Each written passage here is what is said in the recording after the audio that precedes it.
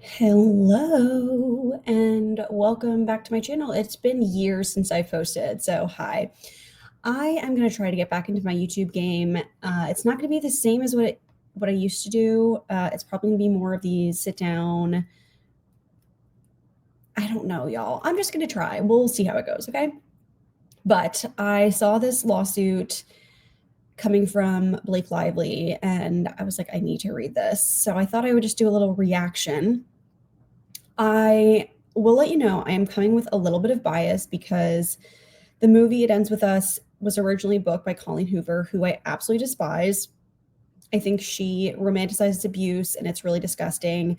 And there's that. And also, I don't like Blake Lively. I just think her and her husband give me the major ick. So there's that. Not saying that she's lying because I don't like her. That's not what I'm saying at all. I just want you to know those are my biases. But with that, I am going to get the lawsuit up so we can walk through it. Okay, obviously I will zoom in. So she's suing the studio, right? Let me use my mouse here. Suing the studio. Obviously, Justin Baldoni.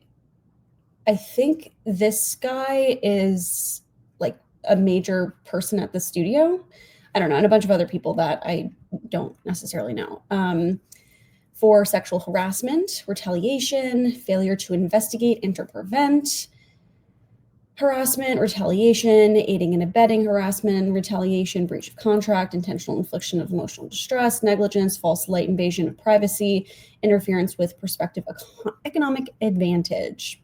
So let's get into this. Also, I'm not a lawyer. I don't know if that needs to be said, but I'm not a lawyer. Okay. So on January 4th, prior to resuming filming of It Ends With Us, the film, following guild strikes and an all-hands meeting was convened to address the hostile work environment that had nearly derailed production of the film. Attendees of the meeting included one, Justin Baldoni, who is the co-chairman and co-founder of Wayfarer Studios, the owner of the film, as well as the director, executive producer, and actor in the lead role of Ryle Kincaid. Jamie Heath, the CEO of Wayfarer, I don't even know if I'm pronouncing that right, and producer of the film, Angie Giannetti, the film's representatives for its distributor, Sony Pictures and Entertainment, Alex Sachs, a producer of the film, Todd Black, a producer, Blake Lively, who played the role of Lily Bloom in the film.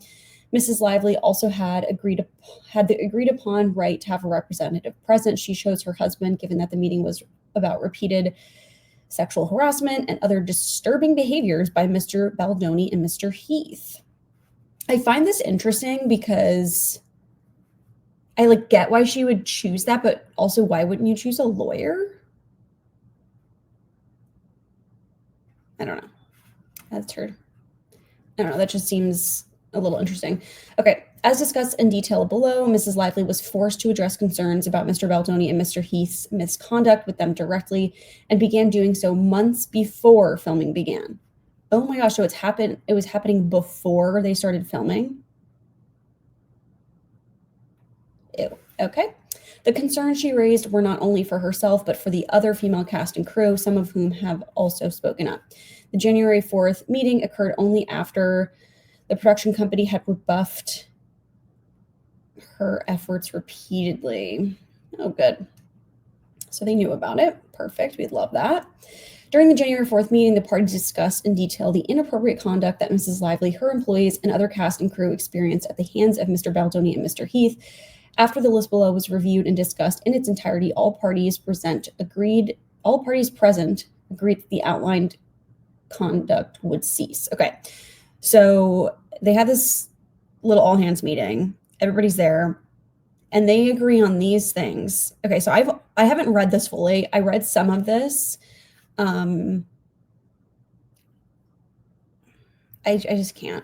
Okay, so number one, this is blurry for me, so it's probably blurry for you as well. Number one, no more showing nude videos or images of women, including the producer's wife, to Blake and or her employees.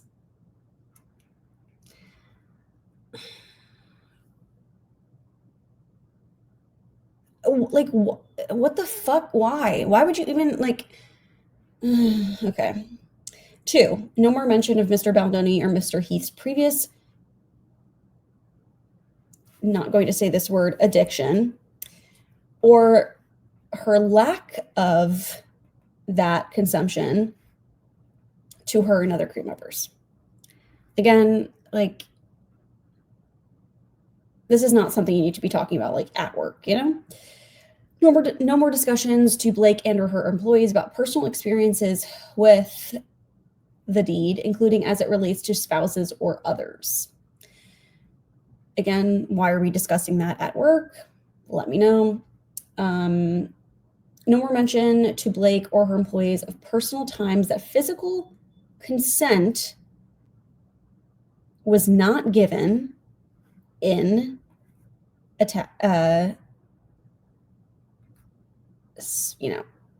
doing the deed as either the abuser or the abused.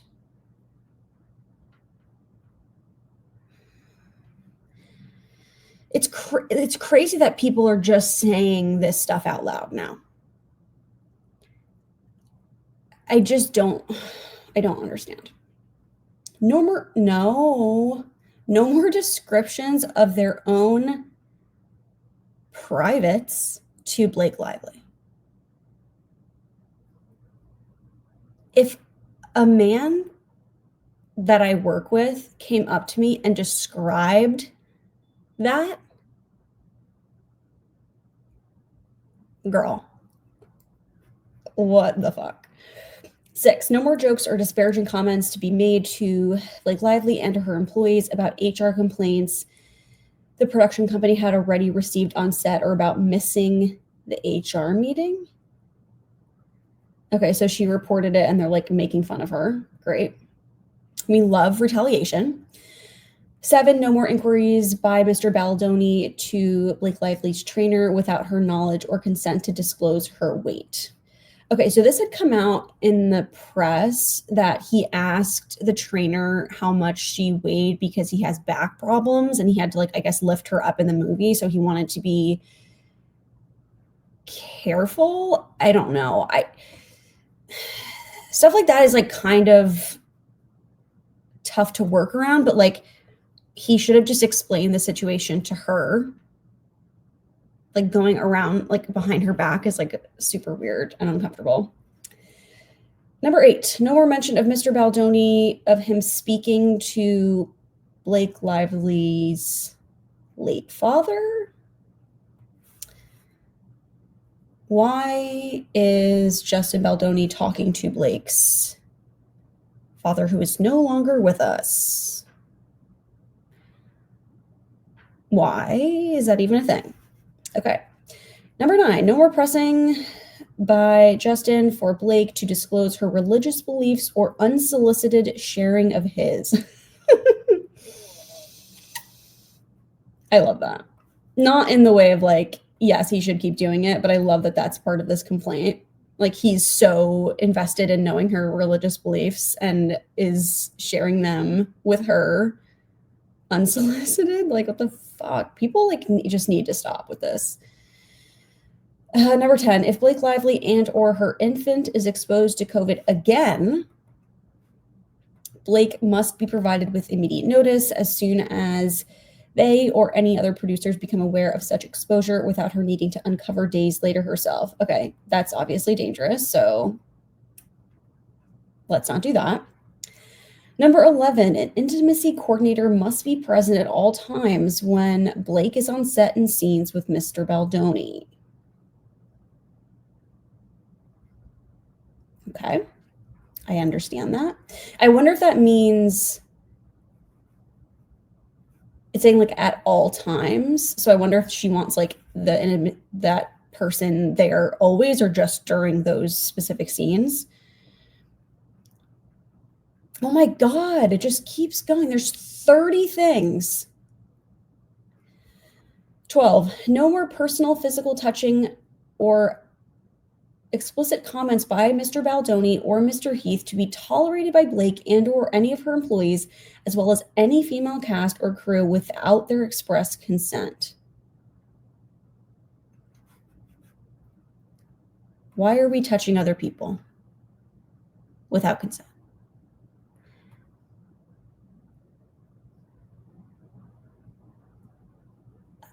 I just like, I do not understand people these days. I just don't. 13, no more improvising of kissing. All intimate touch must be choreographed in advance with Blake Lively and an intimacy coordinator. No biting or okay. No biting or sucking of the lip without Blake's consent, and all intimate on-camera touch and conversations must be, quote, in character, not spoken from Justin to her personally. I don't like that. I don't like that.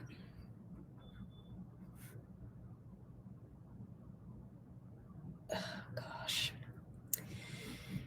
Number 14, Blake to have a representative on set at all times and with a monitor during scenes involving nudity,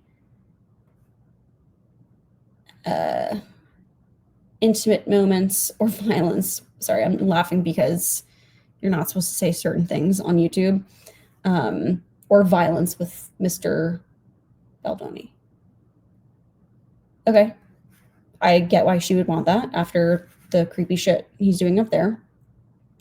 Number 15, all actors participating with BL. Gosh, I get why they do that, but why can't they? Anyway, it doesn't matter. All actors participating with Blake in intimate scenes involving her being in any state of nudity or simulated nudity must be classified as active working actors, not friends of the director or producers, and must be pre-approved by Blake.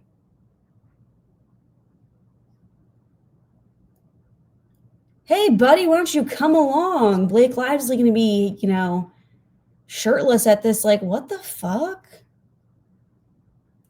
That's foul. 16, no more filming of any, Blake's nudity without fully executed SAG-compliant nudity rider in place. Any such footage already shot without this rider, in place and in direct violation of SAG requirements may not be used without her consent. Yeah, okay. Again, not sure why that's not being followed from the beginning, but we are seeing there's a pattern. 17, any scene by Blake or another performer depicting the character of Lily that involves being unclothed or intimate acts that are simulated, must be conducted strictly in accordance with the above referenced rider and must be adhered to the approved script. Yes, okay. 18, an intimacy coordinator must be on set for all scenes involving unclothedness and or scenes that people are going to be doing things that are simulated and must have a monitor to ensure compliance. Again, is that not the normal? Obviously, I'm not a movie actress, but I would hope that would be the standard, but okay, 19, no monitors to be viewed or accessible on set or remotely during closed set scenes except by Blake's approved essential crew and personnel. Fair. 20, no more entering, attempting to enter, interrupting, pressuring, or asking Blake to enter her trailer or the makeup trailer by Mr. Heath or Mr. Baldoni while she is nude for any reason.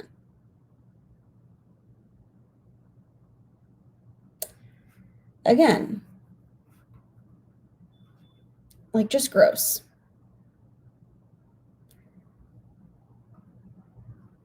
Okay.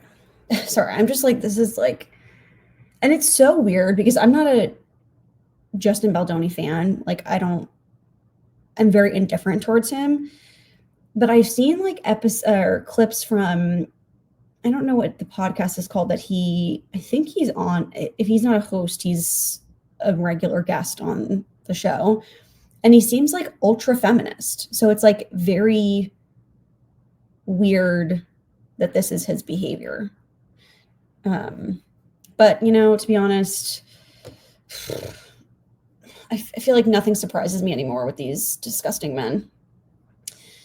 Okay, 21, no more private multi-hour meetings in Blake's trailer.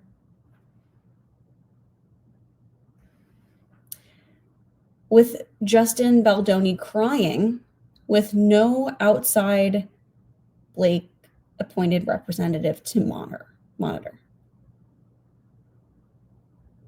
Multi-hour meetings where he's crying?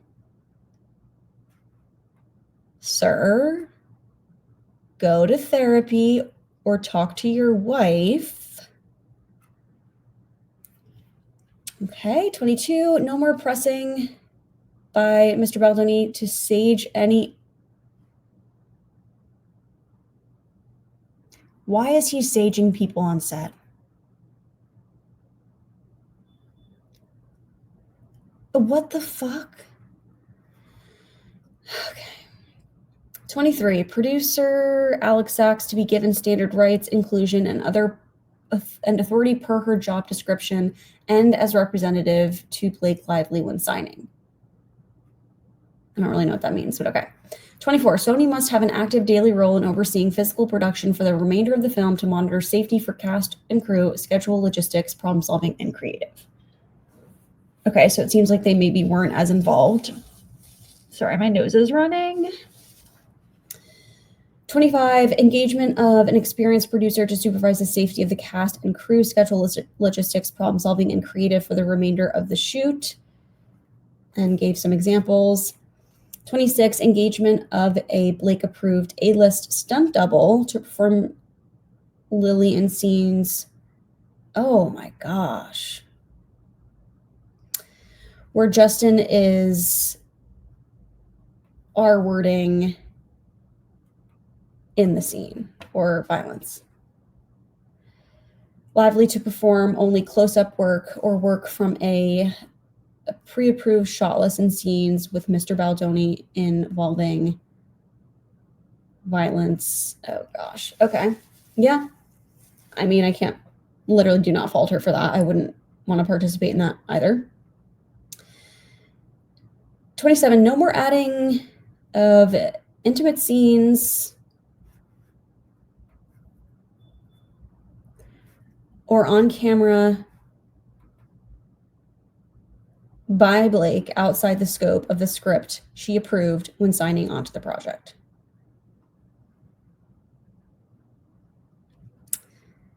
Okay. 28, no more asking or pressuring Blake to cross physical picket lines. Were they shooting this during the strike? Or is this referring to something else? I'm not sure. 28, no more retaliatory or inappropriate behavior to Blake for raising concerns or requesting safeguards. Yes. 1000% agree. And lastly, 30, an in-person meeting before production resumes with Justin, Mr. Heath, Ms. Sachs, and Sony representative, the new producer, Blake, and Blake's spouse, Ryan Reynolds, to confirm and approve a plan for implementation of the above that will be adhered to for the physical and emotional safety of Blake, her employees, and all the cast and crew moving forward. Okay.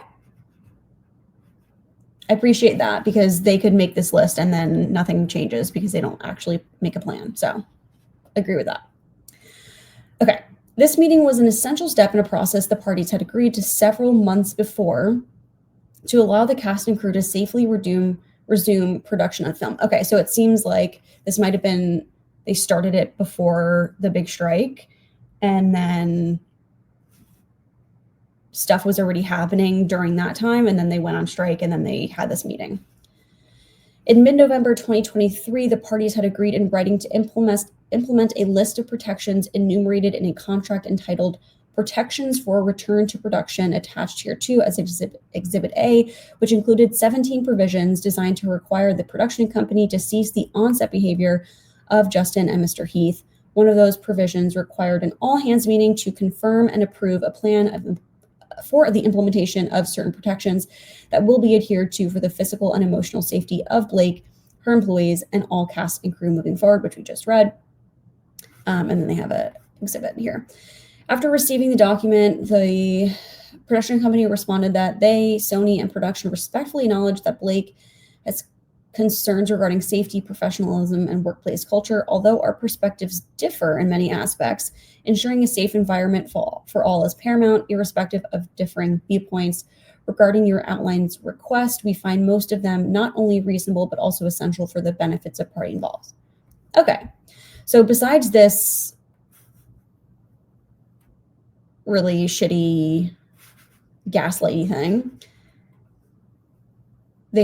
we agree that it's essential. But again, they could just be saying that to save their ass. At the end of the January 4th meeting, having discussed at length the details of concerns that have been expressed by Blake and others, the parties agreed to implement and follow the protections for return to production to ensure that the film could be completed, marketed, and released safely and successfully. And it was. Production of the film resumed on January 5th and concluded on February 9th, 2024. The film has been a resounding success. Leading up to and in connection with the release of the film during the summer of 2024, Blake and fellow cast members promoted the film in accordance with the marketing plan created and delivered by the film's distributor Sony, which is summarized in the talking points attached here to as Exhibit C. Mrs. Lively and other cast members were under a contractual obligation to render promotional services in accordance with the marketing plan. The marketing plan directed the cast to focus more on Lily's strength and resilience as opposed to describing the film as a story of DV, and to avoid talking about this film that makes it feel heavy or sad. It's a story of hope. So I really was like grossed out by the way that they were describing it. I think this is I understand the like focusing more on her strength and resilience, but again, like people didn't know going into the movie that it was about DV. And like people got triggered in the movies because they didn't realize that's what it was about. It wasn't in the trailer. And then I think the marketing just made Blake look really bad. You know, wear your florals and come to this movie that's about DV, but like we don't actually talk about that it's DV. And it's like, okay. So there's that. In the days leading up to the film's release, Justin abruptly pivoted away from the film's marketing plan and the types of publicity activities in which he had previously participated. What the public did not know was that Justin and his team did so in an effort to explain why many of the film's cast and crew had unfollowed him on social media and were not appearing with him in public. To that end, he and his team used DV's survivor content to protect his public image, as described in further detail below. Interesting. Okay. What the public also did not know was that this was the beginning of a multi-tiered plan that Mr. Baldoni and his team described as, quote, social manipulation designed to, quote, destroy Blake's reputation. That plan was backed by virtually unlimited resources. Oh gosh, okay. The production company co-founder, co-chair, and leading financier is multi-billionaire Steve Sarowitz, who divulged at the film's New York premiere on August 6, 2024, hey, that's a day before my birthday, that he was prepared to spend $100 million to ruin the lives of Blake and her family. Who did he divulge that to? Also, like these people are so dumb.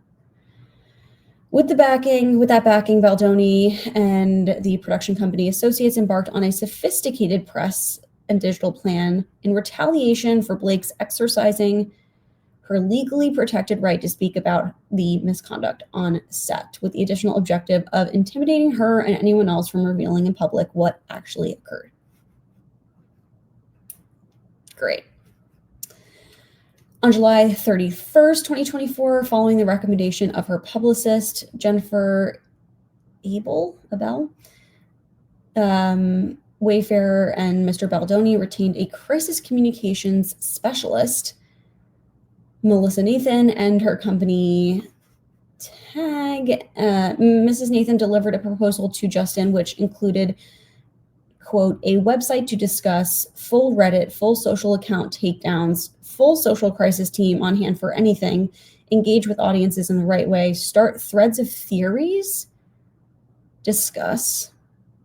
This is the way to be fully 100% protected. Start threads of theories. Ms. Nathan, also proposed the, quote, creation of social fan engagement to go back and forth with any negative accounts, helping to change narrative and stay on track. Per Ms. Nathan, all of this will be most importantly, untraceable. Ma'am, this is the internet. It's the internet, ma'am. As Ms. Abel described it, the plan was to engage in, quote, social media mitigation and proactive fan posting to counter the negative, as well as, quote, social manipulation. Okay. This plan went well beyond standard crisis PR when Ms. Nathan included a practice known as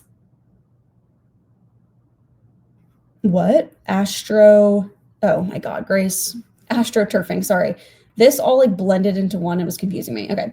Astroturfing, which has been defined as the practice of publishing opinions or comments on the internet, in the media, etc., that appear to come from ordinary members of the public, but actually come from a particular company or political group. Yes, this is pretty common.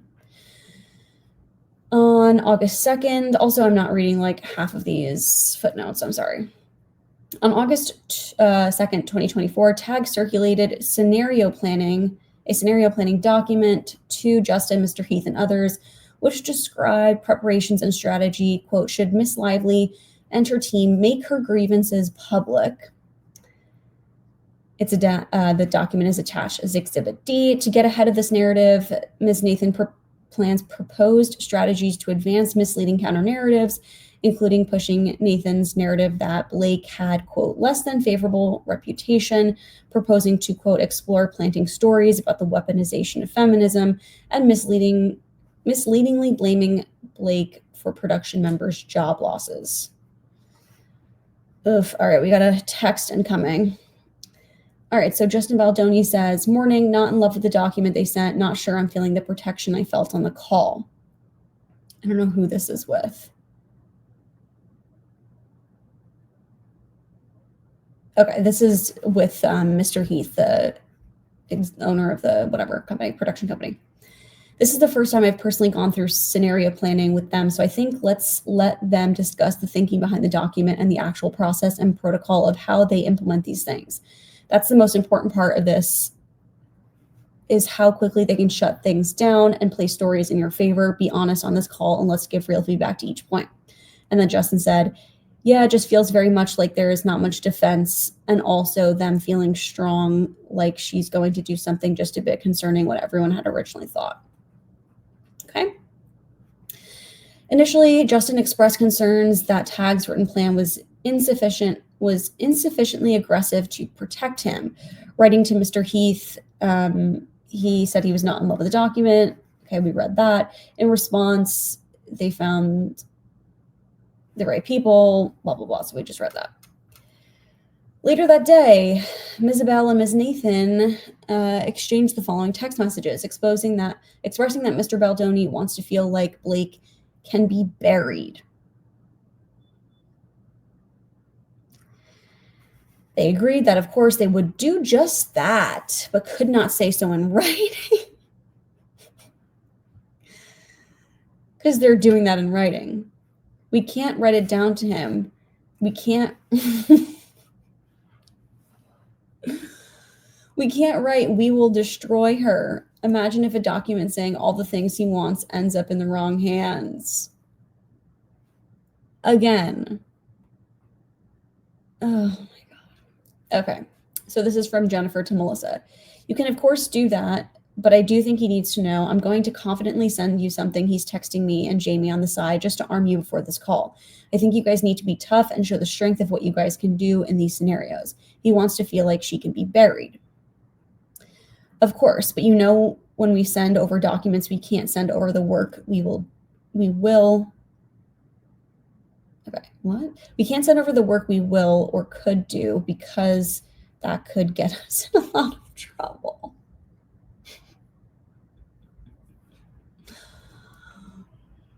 We can't write it down to him. We can't write, we will destroy her. We will go to this. We will do this. We will do this. We will do this.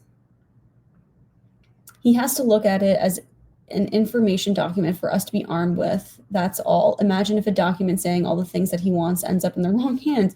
Like, do they think this is not documented? Like, are they that dumb?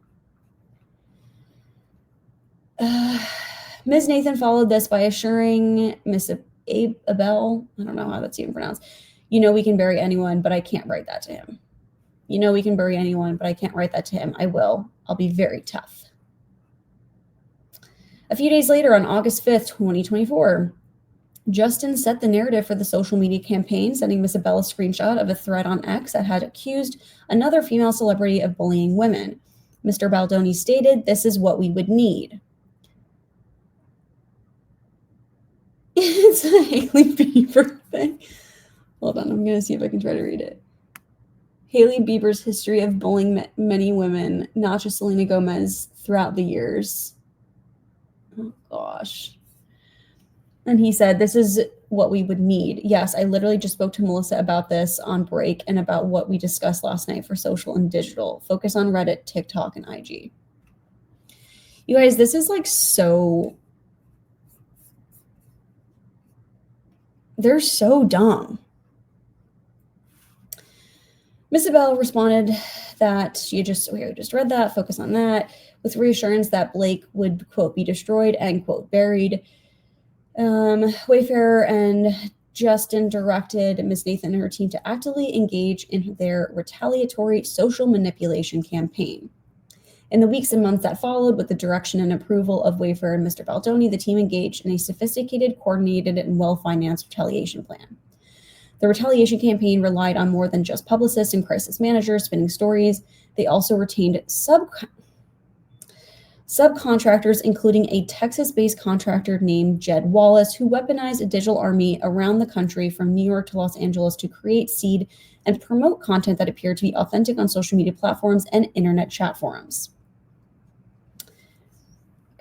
The Baldoni Wayfarer team would then feed pieces of this manufactured content to unwitting reporters, making content go viral in order to influence public opinion and thereby cause an organic pylon. To safeguard against the risk of Blake ever revealing the truth about Mr. Baldoni, the Baldoni Wayfarer team created, planted, amplified, and boosted content designed to eviscerate her credibility. They engaged in the same techniques to bolster Mr. Baldoni's credibility and suppress any negative content about him. This is very similar to the whole Johnny Depp and Amber Heard thing. I watched that whole trial, and it's very similar to that. On August 10th, the day after the release of the film, Miss Nathan's team reported that they, quote, started to see shift on social due largely to Jed and his team's efforts to shift the narrative against Blake. She said, "Hi, team. So far, extremely limited pickup on Daily Mail or Page 6. We'll continue to keep an eye out and send pieces as needed, but so far, it's been steady coverage on pure speculation. We've also started to see a shift on social due largely to Jed and his team's efforts to shift the narrative towards spinning or shining a spotlight on Blake and Ryan. Again, we'll continue to send links and screenshots, but wanted to send an update in the meantime." Okay. That same day, Ms. Nathan noted that as part of this shift, the majority of socials are so pro-Justin, I don't even agree with half of them, LOL. Not her like trying to be cute. Ms. Nathan then bragged to Miss Abel that Mr. Baldoni, quote, doesn't realize how lucky he is right now, by which they were referring to their successful efforts to shut down stories that would have revealed how his behavior, including inappropriate connotations on set, had made cast and crew beyond Blake uncomfortable.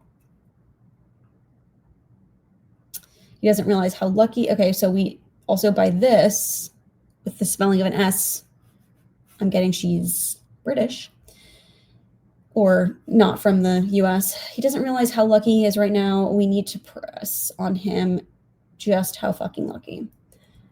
The whispering in the ear, the inappropriate connotations like Jesus effing Christ, other members feeling uncomfortable watching it. I mean, there is just so much. Okay, so they're admitting that they know that. Okay. Less than 1 week later, they again bragged about how they had shut down stories regarding HR complaints on set. On August 15th, 2024, Melissa Nathan remarked that, quote, "This went so well, it was genius. So, okay, we have the 4 majors standing down on HR complaints." She said, "Jen, this went so well. I am fucking dying. I have to call you later in a bit and tell you how this went. It was genius."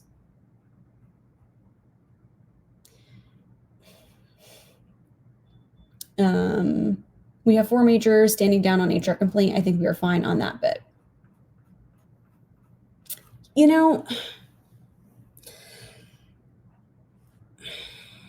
how are people okay to be like destroying someone like this? Again, I don't even like Blake Lively, but this is such bullshit.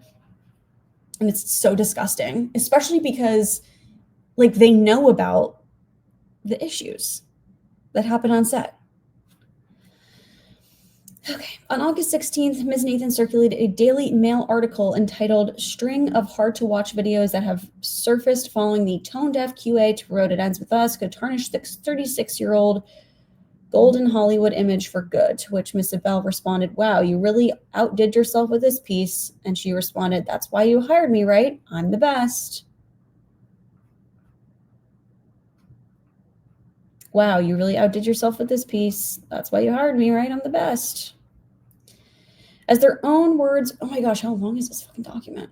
80 pages? Okay, girl, we're not gonna, I think most of this has to be exhibits. As their own words reveal, the purpose of this social manipulation plan was twofold.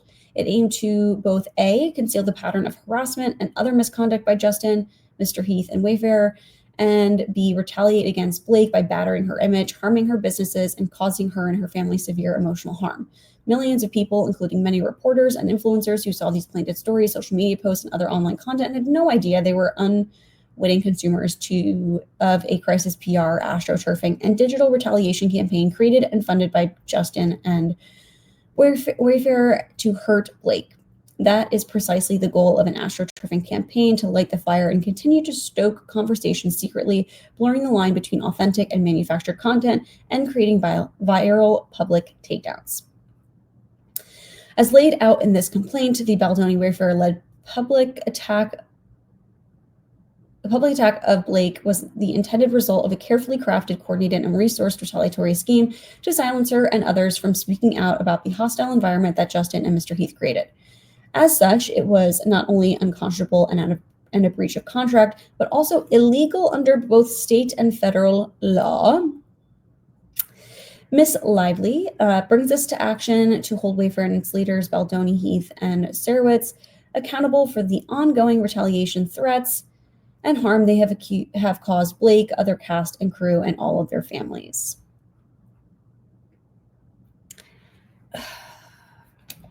I gotta take a sip of some Gatorade, y'all.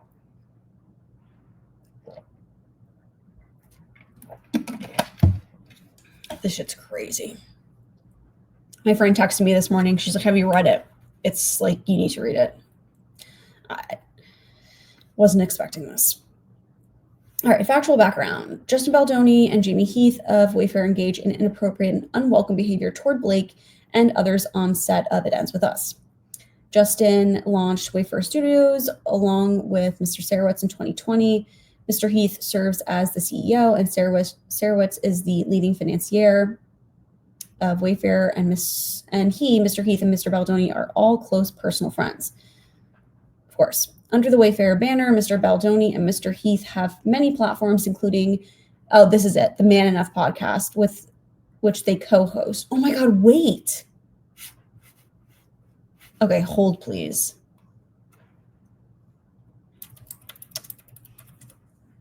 No, it's this guy. Interesting. I didn't realize they were business partners in that. Okay. I don't actually know who this Jamie Heath guy is. Again, I've just seen clips of this podcast and I was like, I recognize his face, so I just had to look him up, and it is. Okay. They've positioned Wayfair as a male feminist platform that explores gender roles, dismantles toxic masculinity, and creates a safer and judgment-free society for women. Except for Blake Lively and apparently all the other women on set. Justin serves not only as a co-founder and co-chairman of the studio that financed and ran production on It Ends With Us, he also served as director, executive producer, and co-lead actor, playing the role of Ryle Kincaid. As studio head and director, all actors, crew, and staff on the film, including Lively, answered to Justin. In his words, he was, quote, the leader who sat, quote, at the top of this totem pole. While Sony was the distributor releasing the film, Wayfair was responsible for production, and it was led by Justin and Jamie. Production of the film began in early 2023 and lasted until it was suspended in mid-June because of the strike. During that time, Blake and other cast and crew experienced invasive, unwelcome, unprofessional, and inappropriate behavior by Justin and Jamie. Because they both held leadership positions on the production, they answered to no one and brushed off or ignored the concerns that Blake and others expressed. Yep.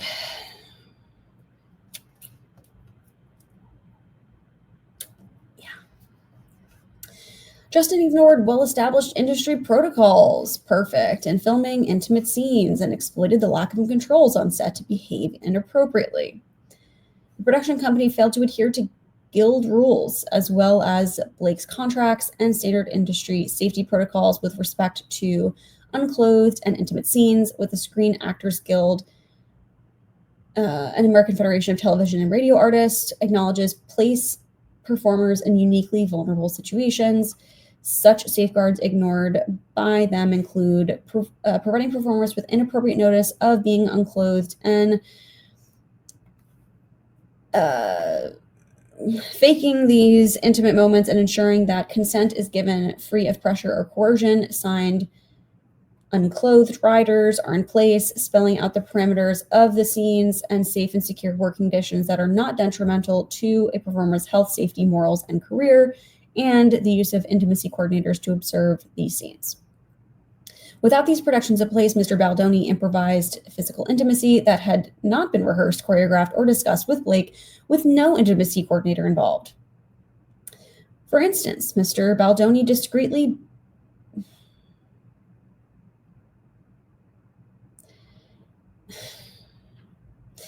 He bit and sucked on Blake's lower lip during a scene in which he improvised numerous kisses on each take.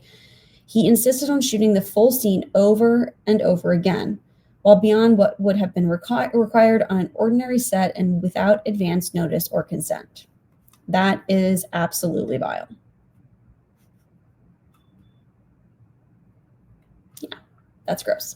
And so, yeah, disgusting.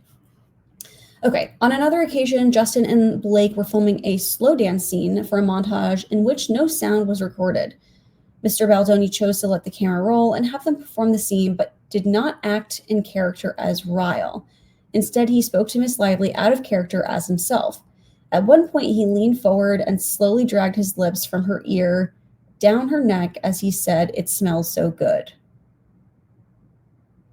None of which was remotely in character or based on any dialogue in the script, and nothing needed to be said because, again, there was no sound. Mr. Baldoni was caressing Blake with his mouth in a way that had nothing to do with their roles. When Mrs. Lively later objected to this behavior, Mr. Baldoni's response was, "I'm not even attracted to you."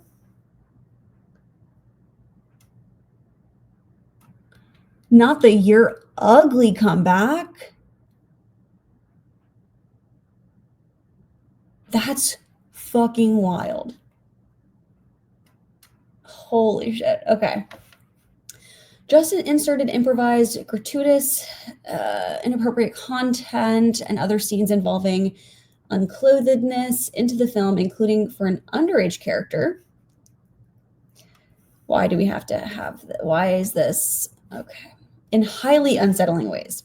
After Blake signed onto the movie based on a draft of the script, Justin, without Blake's knowledge or consent, personally added graphic content, including a scene in which she was to climax on camera. Okay, when Blake objected to these additions, Justin insisted he had added them because he was making the film, quote, through the female gaze. Sure. Although he agreed to remove the scenes, he made a last-ditch attempt to keep one in, which the couple came together on their wedding night, which he said was important to him because he and his Sir.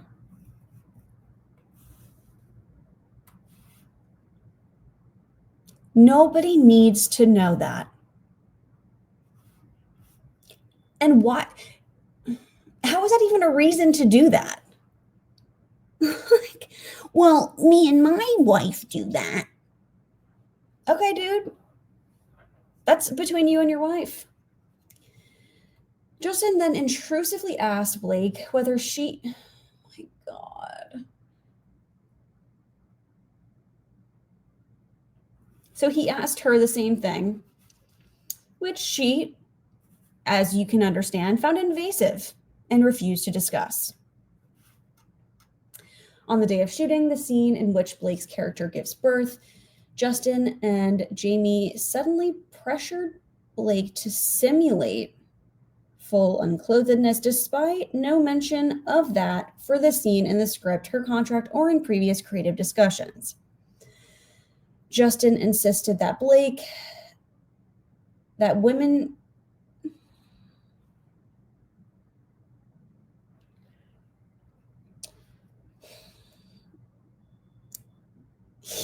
he insisted that Blake that women give birth unclothed and that his wife had, quote, ripped her clothes off during labor. He claimed it was, quote, not normal for women to remain in their hospital gowns while giving birth. Blake disagreed, but felt forced into a compromise that she would be unclothed from below the chest.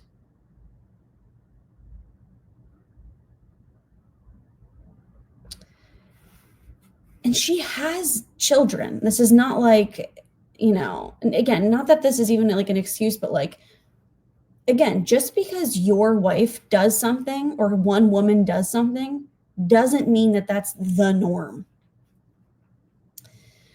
When the birth scene was filmed, the set was chaotic, crowded, and utterly lacking in standard industry protocols for filming unclothed scenes, such as choreographing the scene with an intimacy coordinator, having a signed writer, or simply turning off the monitor so the scene was not broadcast to all crew on set and on their personal phones and iPad. Okay. Jamie and Justin also failed to close the set, allowing non-essential crews to pass through while Blake was mostly nude with her...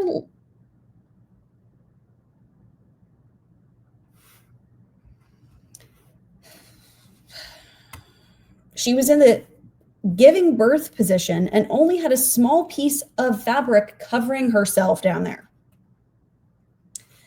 Among the non-essential persons present that day was a Wayfair... No.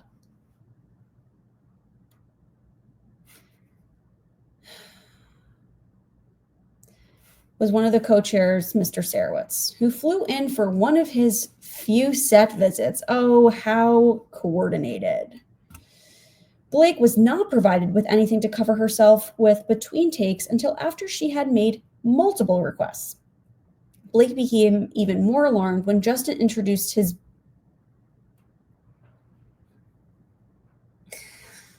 This is literally what I said at the beginning, where it's like, hey, buddy, you want to come along? Because Blake Lively is going to be like half nude. Justin introduced his, quote, best friend to play the role of the OBGYN when ordinarily a small role of this nature would be filled by a local actor. Blake felt that the selection of Justin's friend for this intimate role, in which the actor's face and hands were in close proximity to her nearly nude downstairs area for a birth scene, was invasive and humiliating. Yeah, I can imagine. To add insult to injury, Mr. Heath or Jamie approached Blake and her assistant on set and started playing a video of a fully... Y'all, what the fuck? A fully unclothed woman with her legs in the birthing position. Blake thought he was showing her inappropriate video content and stopped him. Jamie explained that the video was his wife giving birth. My God.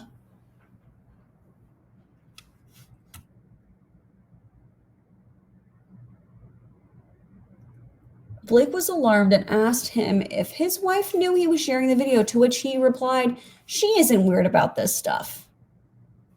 As if Blake was weird for not welcoming it. Blake and her assistant excused themselves, stunned that he had shown them an unclothed video.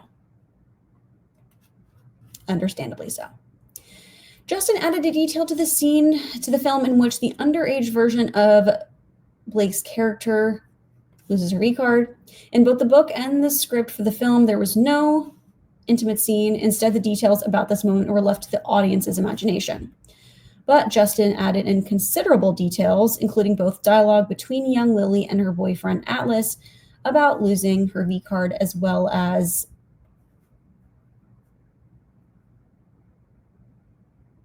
in the film. And included in this initial cut of the film, a close-up of young Lily's face accompanied by an audible gasp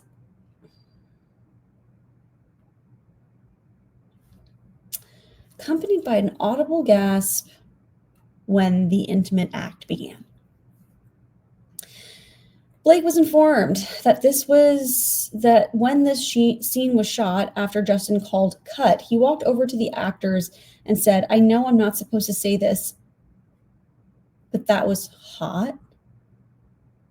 And did you two practice this before?"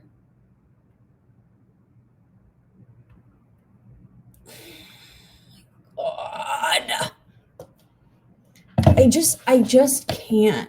I just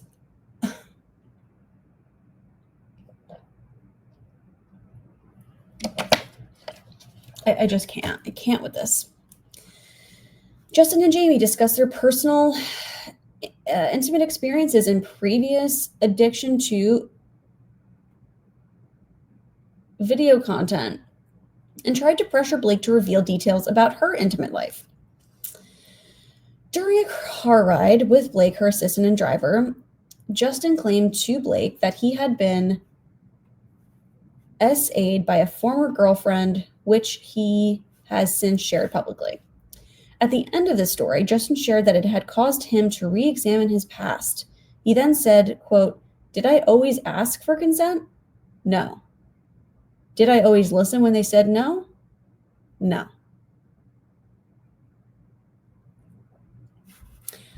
Okay, so we are admitting to SAing people?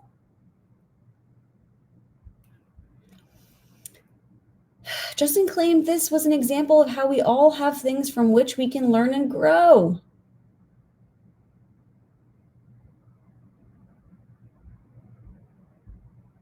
Blake was unsettled by that suggestion that he had engaged in intimate conduct without consent, as she would, and as anyone would. When Blake exited the car, her driver immediately remarked that he did not want Blake Lively to be alone with Justin going forward. Honestly, claps to this driver. We appreciate that. On the first day of production, Justin and Jamie described their past intimate relationships to Blake, including that one of them used to hook up with a woman. Mr. Baldoni said that he had decided the woman wasn't the one, so then Jamie had gotten together with her. Okay.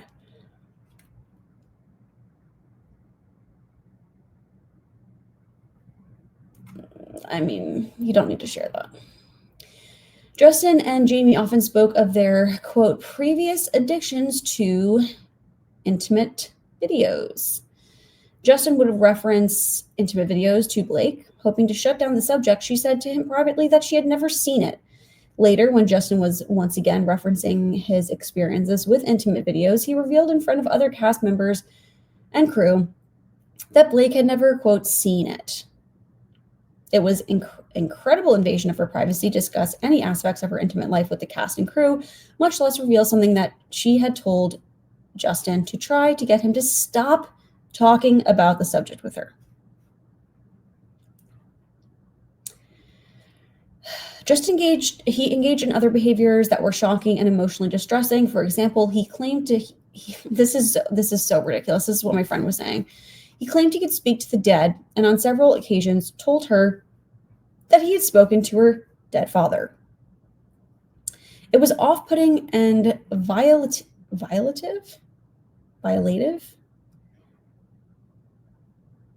for Justin to claim a personal relationship with her recently deceased father. Oh, recently deceased too.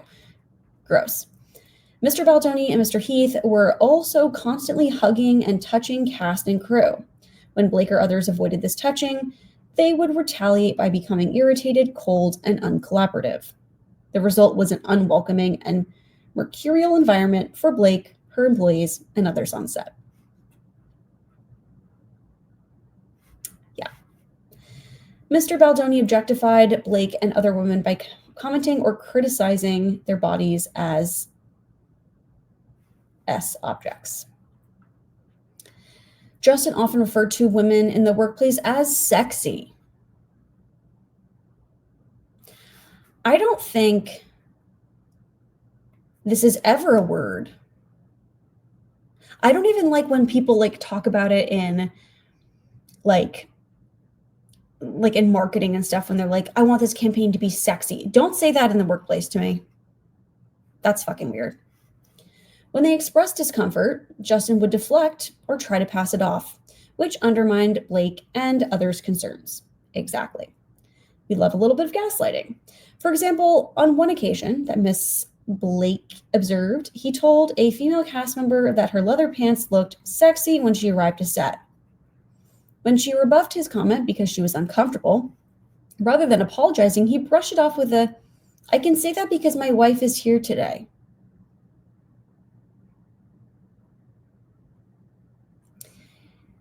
She felt embarrassed witnessing this kind of commentary, as did others. This is the dumbest shit. I swear to God, some of these men say the dumbest fucking things, and it's so embarrassing. On another day, Blake wore a low-cut dress to facilitate breastfeeding, but had it covered up with a coat. When the jacket briefly popped open at one point to reveal the dress, Justin commented about how much he liked her outfit, which flustered Blake. Later that day, Justin pressured Blake, who was in her pre-approved wardrobe, to remove her coat in front of the crew and multiple background actors in a packed bar. He said he wanted to see her, quote, onesie under the coat because it was zipped low to reveal her lace bra. Consistent with past practice, he said, I think you look sexy, in a tone that made her feel ogled and exposed.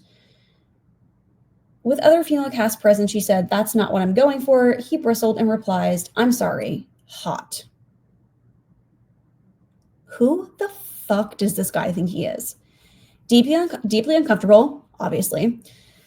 She said, not that either. He responds sarcastically with, I guess I missed the HR meeting, and walked away.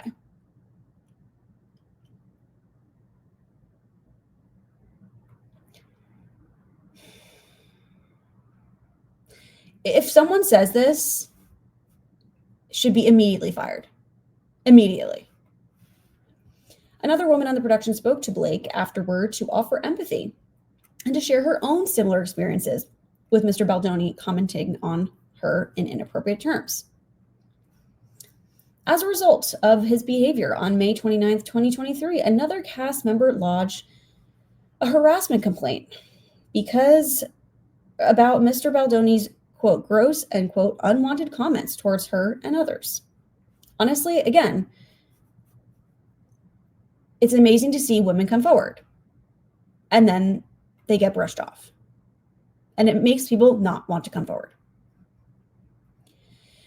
Well, on the one hand, Justin was objectifying Blake as an S object.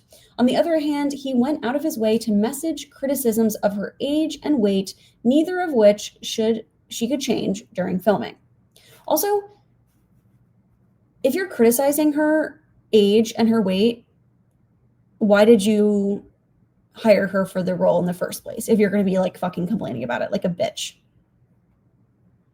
On the second day of filming, for example, Justin made the rest of the cast and crew wait for hours while I was hoping they would expand on this.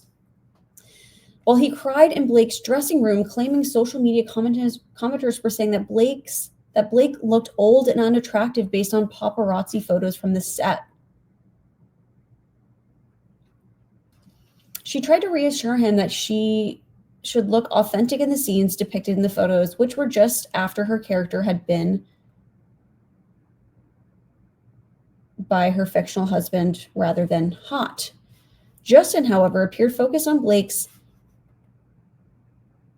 as you will appear above all else. His lengthy outburst caused a delay in shooting, forcing an emotional scene to be shot haphazardly. Not to make matters worse, when Blake tried to have a meeting with Mr. Heath and other producers to discuss Justin's inappropriate and unprofessional behavior described above, that meeting turned into yet another violation. Rather than an ordinary meeting time and place, Jamie arrived unannounced at Blake's hair and makeup trailer while she was topless and having body makeup removed by makeup artists. Blake told Jamie that she was almost done and they could meet once she was clothed. However, he insisted that if she didn't allow him into her trailer to speak to him at that moment, then there would be no meeting with the other producers. Okay, so that's manipulation. Blake reluctantly agreed, but asked that he keep his back turned. A few minutes into the conversation, she noticed that Jamie was staring directly at her while she was topless. When she called him out, he brushed it off as a habit of wanting to look at a person while speaking to them. Oh, no fucking boundary respect here. Miss Lively and her hair and makeup artist were all deeply disturbed by this interaction on the second day of filming. The second day. This is like right off the fucking bat they're doing this shit. Throughout filming, Justin and Jamie invaded her privacy by entering her makeup trailer uninvited while she was undressed, including when she was breastfeeding her infant child. Blake often had to work while breastfeeding, which she felt comfortable doing so long as she was given the time and space to have her herself. She did this frequently because she was not given breaks to feed her baby. Okay, why are we not giving her breaks to feed her baby? But Blake did not expect or consent to anyone entering her private spaces while topless, exposed, and vulnerable with her newborn or doing body makeup application removal. Justin and Jamie both showed a shocking lack of boundaries, exactly like I just said, by invading her personal space when she was undressed and vulnerable. Justin also routinely degraded her by finding back-channel ways of criticizing her body and weight. A few weeks before filming began, and less than 4 months after she had given birth to her fourth child, she was humiliated to learn that Justin secretly called her fitness trainer without her knowledge or permission and implied that he wanted her to lose weight in 2 weeks. Okay, that I didn't know. I knew the whole part about, which is he was concerned because he had to pick her up and oh, wait, what? He told the trainer that he had asked because he was concerned about having to pick Blake up in a scene for the movie, but there was no such scene.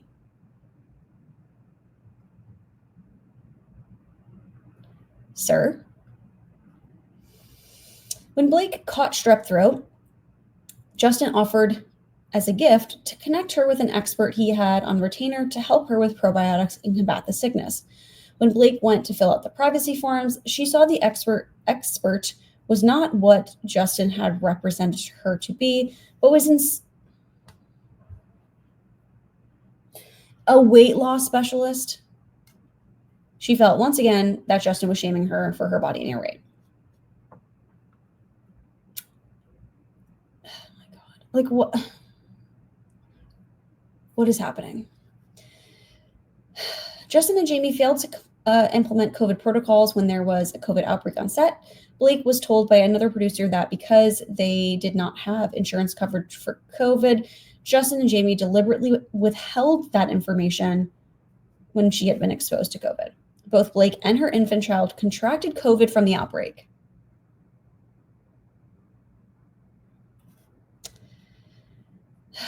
Lively and others lodged grievances regarding to the conduct of Justin and Jamie, which Wayfair declines to investigate. As a studio producing the film, Wayfair was the employer of all the cast and crew and thus responsible for ensuring workplace safety on set. However, they failed to provide Blake with even rudimentary employment protection, such as an employee handbook,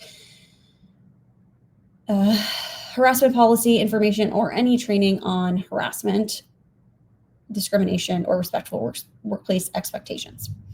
They also failed to provide Ms. Lively information about the process and procedure of filing an HR complaint. Perfect. As a producer and owner of the film, they were legally obligated to address HR-related concerns or complaints, obviously. To Blake's knowledge, however, they lacked any process for responding to complaints about its leadership, Justin and Jamie, who plainly were not going to investigate themselves, obviously. On May 26, 2023, Blake told a representative of Sony that she wanted to file an HR complaint about Justin and Jamie's misconduct. The representative told her that Sony, as the distributor of the film, was not empowered to control their behavior on the set, and that such concerns must be raised with Wayfair, the studio responsible for the production. But obviously, because they are the owners, it's just a mess. Wayfair, Mr. Baldoni, and Heath received or were aware of a number of HR grievances regarding their conduct. For example, on the first day of filming, while attempting to hug Blake's employee, Jamie said, "I don't even know if we're allowed to do this. It's day one and we have an HR report already." Again, immediately fire this person. If someone says this, no, just no. Additionally, early in the production, another actress made a complaint about Justin's comments on her appearance. He expressly acknowledged her concerns in writing, stating he would, quote, adjust accordingly. Yet on June 8th, 2023, that actress informed Blake that, quote, outside of anything in a scene, I actually cannot talk to Justin at all. Justin later expressed suspicion regarding Blake's friendship with this actress, as if they were colluding against him.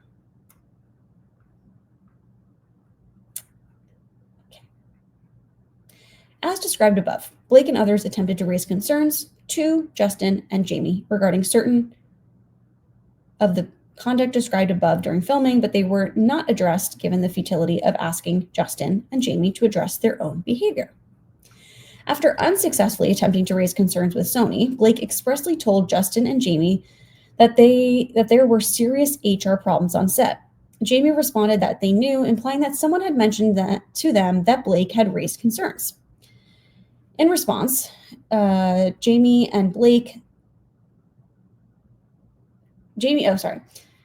told Blake that he thought she wanted to see the video of his wife. Why would you want to think that? Like, why would you think that? In the same conversation, when Blake expressed her upset, Jamie and Justin had hidden the fact that she was exposed to COVID outbreak on set for which she and her infant had contracted COVID. Instead of acknowledging responsibility and committing to safety moving forward, they expressed upset over production days missed and resulting costs. Boo-hoo. Despite receiving multiple detailed reports by Blake and others about Justin and Jamie's misconduct, Wayfair failed to investigate these reports or to otherwise institute protections for the cast. This is so even though the incidents discussed above, among others, did not take place in isolation, and many, if not all, were witnessed by others. By these and other behaviors, Justin Jamie, and Wayfair engaged in harassing conduct and failed their obligations to investigate complaints of workplace harassment, to prevent inappropriate and harassing behaviors on set, and to provide avenues for cast and crew members to safely raise concerns to neutral parties so that they could be investigated and appropriately addressed. The parties negotiated a contract rider regarding Justin and Jamie's conduct on the set of It Ends With Us. On May 2nd, 2023, the WGA, made up of 2 American labor unions representing more than 16,000 writers in film, television, radio, and online media, went on strike in connection with a labor dispute with the Alliance of Motion Picture and Television Producers. The film temporarily halted production in June 2023 as a result of WGA picketing. On June 15th, Wayfair and Mr. Baldoni announced they continued halted production of the film due to the ongoing strike and the lost days experienced from picketing. While the WGA strike was underway, on July 14th, 2023, the American Actors Union, known as SAG-AFTRA, a labor union that represents about 160,000 people in the entertainment industry, including actors, recording artists, radio personalities, and other media professionals, began to strike due to a labor dispute with the Alliance of Motion Picture and Television Producers. This is a lot of reading. The WGA strike ended on September 27th, 2023, and the SAG-AFTRA strike ended on November 9th, 2023. Before returning to production, Blake attempted to address and resolve the problems on set and requested that Wayfair agree to address the conditions described above. On November 9th, 2023, Blake's attorney provided Wayfair's attorney with a document entitled, the lawyer wrote the document. Again, it's attached as Exhibit A. In conveying this document, Blake requested that Wayfair agree to implement a plan that would enable everyone to return to work and complete the film with adequate protections to ensure a safe set moving forward. On November 11th, 2023, counsel for Wayfair indicated that Wayfair, Sony, and production respectfully acknowledge that your client has concerns regarding safety, professionalism, and workplace culture. Although our perspectives differ in many aspects, ensuring a safe environment for all involved is paramount, irrespective of differing viewpoints regarding your outline requests. We find most of them not only reasonable, but also essential for the benefit of all parties involved. On November 15th, Wayfair, through It Ends With Us Movie LLC, agreed to the terms in the contractual rider executed on January 19th, 2024, attached as Exhibit B. Among the contract rider's provisions, A, the first provision required that an intimacy coordinator must be present for all. I'm sorry, I'm trying to see if this is what we already read. An intimacy coordinator must be present at all times. Okay, yeah, so this is during all her sets, not just during intimate scenes. The second provision required that with respect to artists, any and all rehearsal, filming, reviewing, or video playback. Okay, wait, so we did read this. This is all the way at the top, those bullet points. Yeah, hold on, let me scroll because this is, okay. Wait. Yeah, okay. The all-hands in-person meeting provided for in the contract rider occurred on January 4th, 2024, before production resumed as described above. The meeting was attended by Justin, Mr. Heath, Alex Sachs, Todd Black, and Sony's Angie Giannotti, as well as Blake and her husband, who attended at Blake's request as another designated representative, as provided for in contract given the subject matter of the meeting. At the meeting, the parties discussed a list of 20 examples of the behaviors that gave rise to the contract writer for her contemporaneous notes. These behaviors are listed in full earlier in the complaint on paragraph 3. Neither Baldoni nor Heath denied the veracity of her claims. Blake requested that Justin and Jamie agree that such behaviors would no longer take place as memorialized in the language of the writer, and they agreed. Production concluded, and Miss Lively and other cast crew promoted the film according to the marketing plan.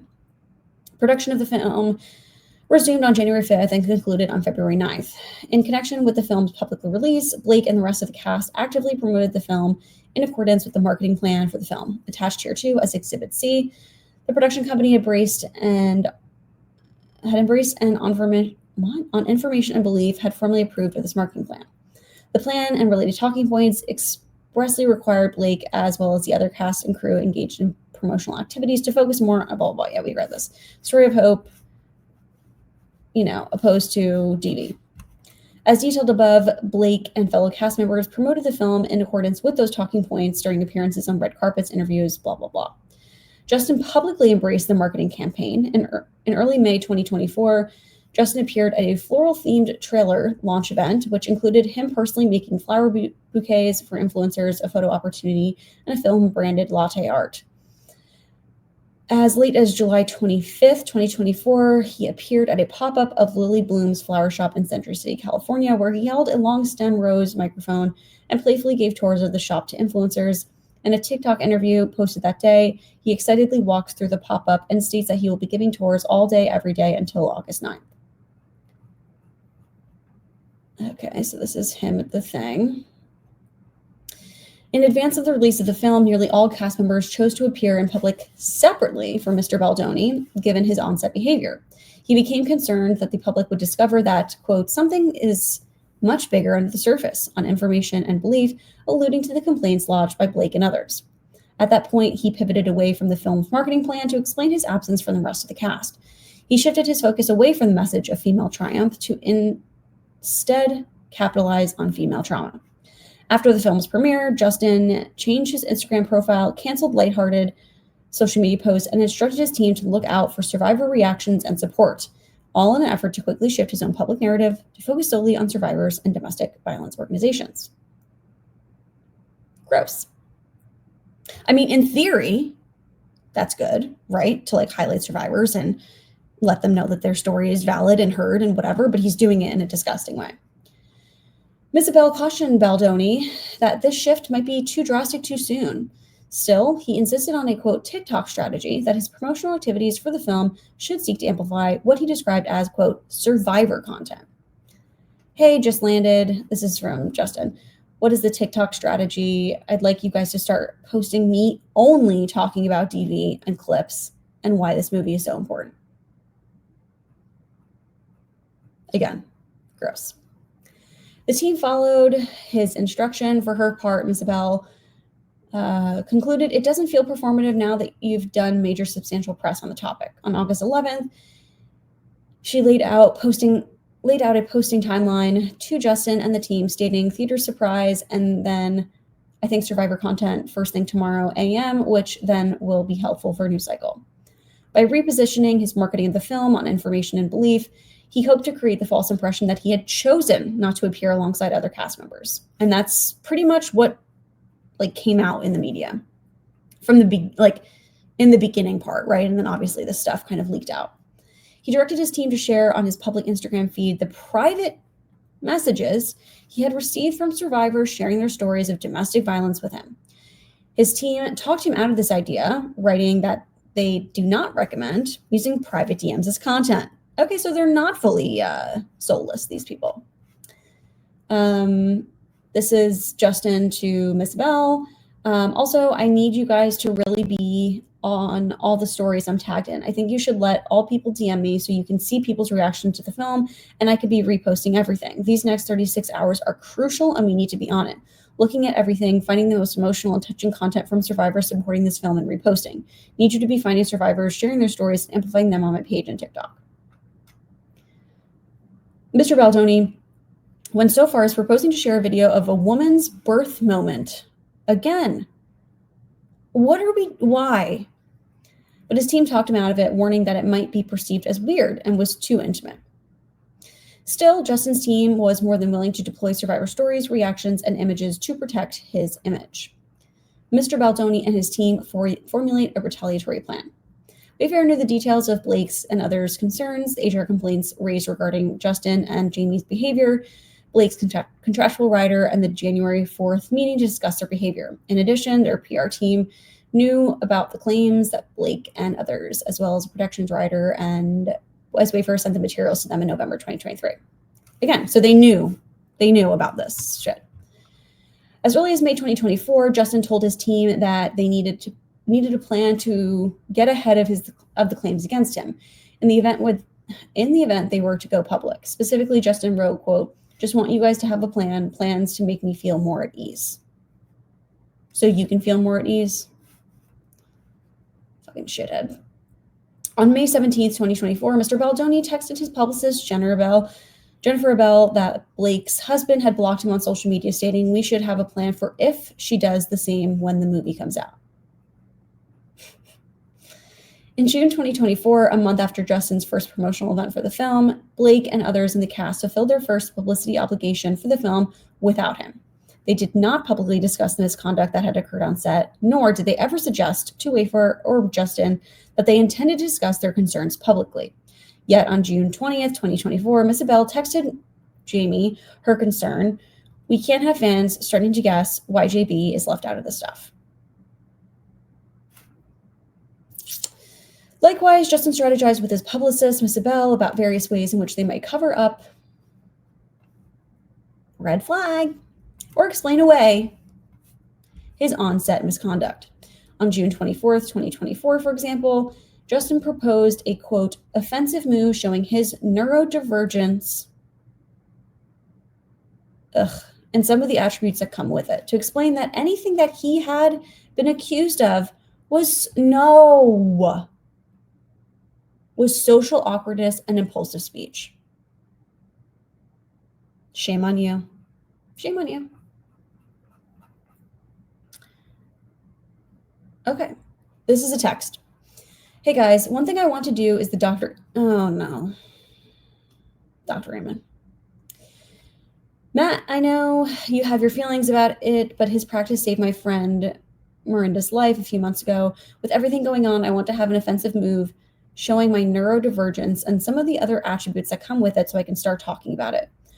Most anything that I have been accused of is social awkwardness and impulsive speech, and I think me sitting down with him and just looking at my brain and talking about some of these things will be helpful for me." And I think he's going to say, "You're just a gross person." The same day, Ms. Bell reviewed again the agreed upon list of protections that form the basis for the contractual rider. On July 24, 2024, she emailed Jamie and others requesting the legal letter that was sent to Blake and her team, stating per our conversation, we will go through point by point and draft context surrounding each situation. We can then flag what we are missing that would be helpful to arm us in the case we need to refute any of the claims.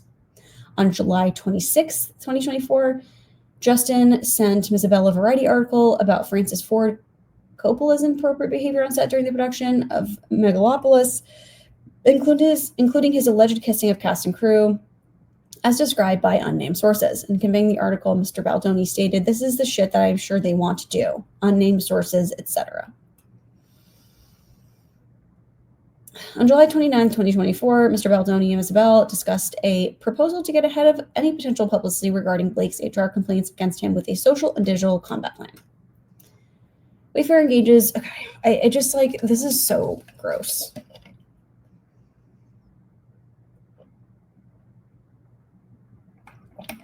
It's just so gross.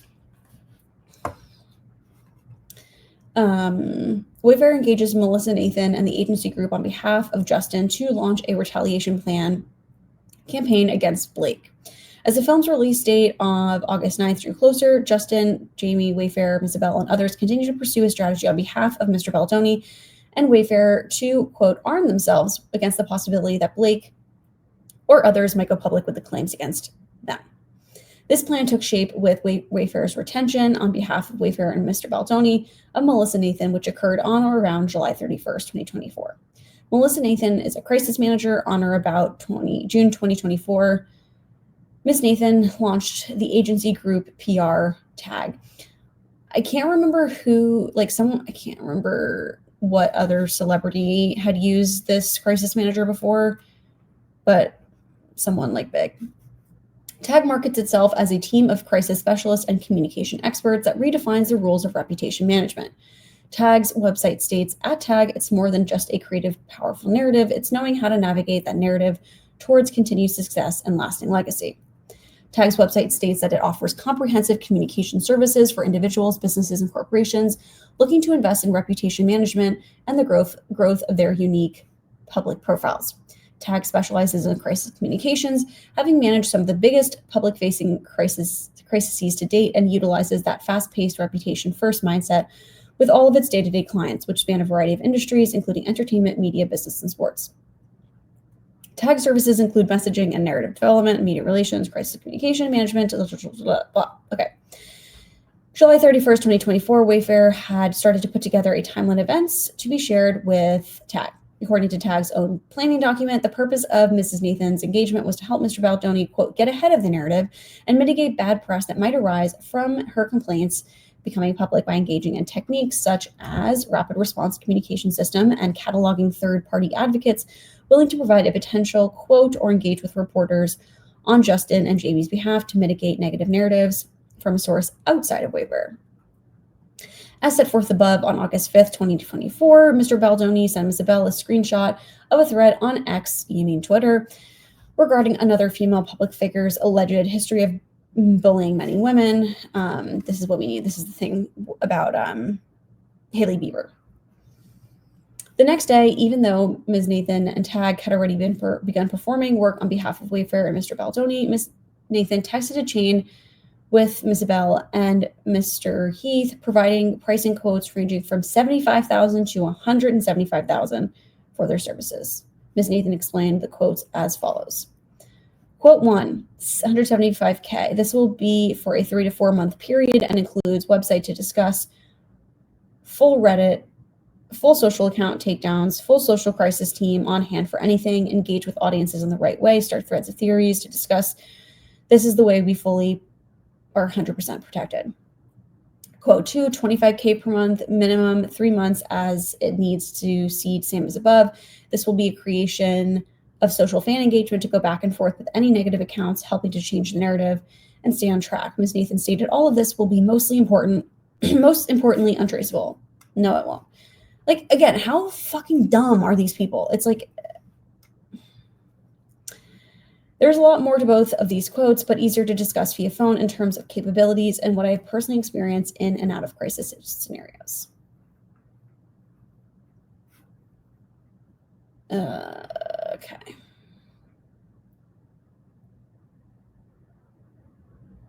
Okay.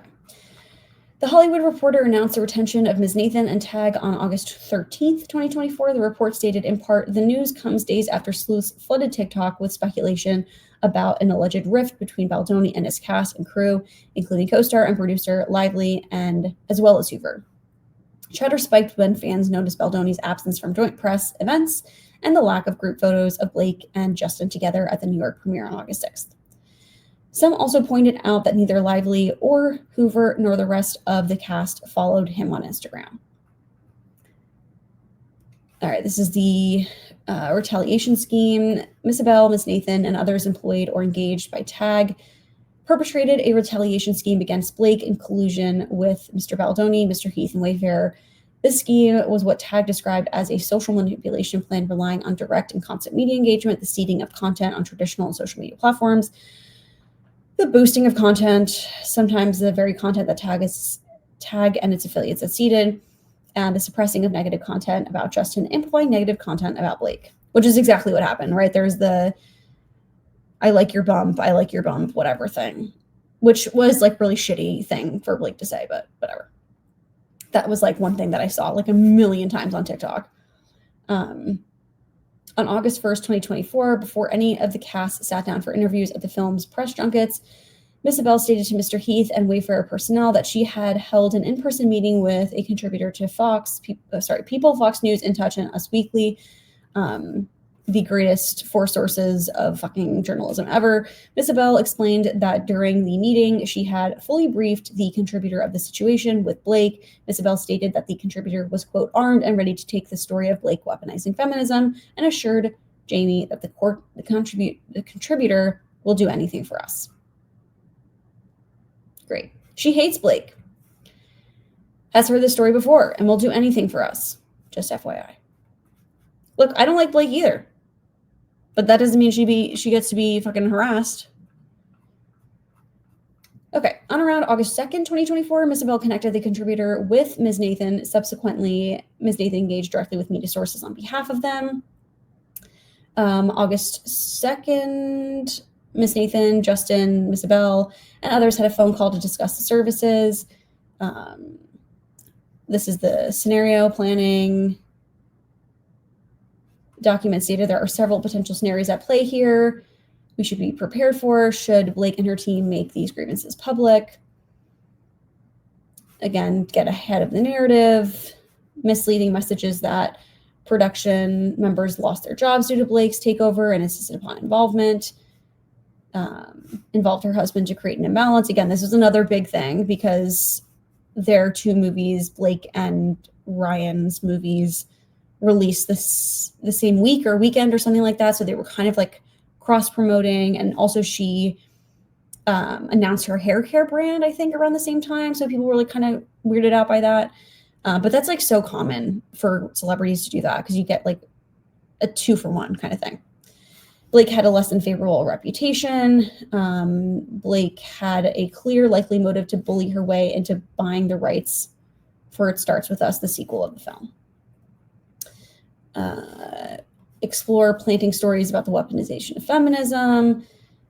Taylor Swift, yeah, so stupid. Upon review of the document, Justin informed Jamie that he was not in love with the document they sent and not sure if he was feeling protected. Jamie responded, "It's not important. That's not the most important part of this is how quickly they can shut down the stories in your favor."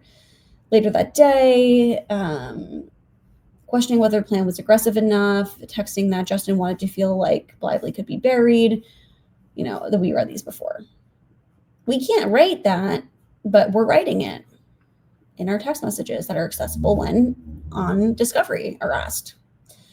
On August 4th, texted, "I'm having reckless thoughts of wanting to plant pieces this week of," oh my God. Okay, "I'm having reckless thoughts of wanting to plant pieces this week of how horrible Blake is to work with." Just go ahead of it. Oh, just to get ahead of it. She's putting us through hell. Same. Am I already off the record? Spoke to the editor of Daily Mail because she's my friend. She's ready when we are. I think we really need to put the social combat plan into motion. So do I. The same day, they corresponded with TAG personnel regarding the discussion regarding the social manipulation. Okay, so this is a text, or no, an email. "Thanks, Katie. Just for clarity so we understand, does this cover your initial fee and what we discussed in the terms of the social media mitigation and proactive fan posting to counter the narrative, or is this in addition to the $15K? Agreed upon fee, blah, blah, blah. Include what we discussed with MN earlier regarding social manipulation." Again, you're doing this in writing. Like, they're so dumb. Okay. So there's that. "When media sources made direct inquiries regarding potentially unflattering stories about Justin specifically, your team worked to suppress them. They leveraged social to quiet or kill media coverage regarding public suspicions about Justin's disconnect from the film crew. They sent 2 links of articles. Did Blake Lively and Justin Baldoni have a rift? Whatever. The Daily Mail article reports on allegations that Justin Baldoni was chauvinistic and borderline abusive on the set of It Ends With Us and discusses this and other claims with respect to the film and cast with detail. There's texting. I can tell you've done a lot of work here and continue nothing about being unsafe, fat comments, sexual," she concluded. Thank fucking God. "I can tell you've done a lot of work here." Okay, so they're saying none of this has come out in the press. Thank God. On August 8th, Isabel stated that the situation had moved from just monitoring and scenario planning to me having an off-the-record conversation with outlets such as the Today Show. She was on the phone with her sister, a journalist. Oh, again, such a coincidence.